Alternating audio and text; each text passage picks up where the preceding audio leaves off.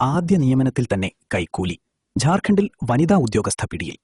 ഝാർഖണ്ഡിൽ നിന്നുള്ള ഞെട്ടിക്കുന്ന ഒരു അഴിമതി കേസിൽ സഹകരണ വകുപ്പിൽ അസിസ്റ്റന്റ് രജിസ്ട്രാറായി നിയമനം ലഭിച്ച മിഥാലി ശർമ്മ തന്റെ ആദ്യ ഔദ്യോഗിക നിയമനത്തിൽ തന്നെ കൈക്കൂലി വാങ്ങുന്നതിനിടെ അഴിമതി വിരുദ്ധ ബ്യൂറോയുടെ ACBയുടെ പിടിയിലായി. കോഡർമ ജില്ലയിലായിരുന്നു ഇവർക്ക് പോസ്റ്റിംഗ് ലഭിച്ചിരുന്നത്.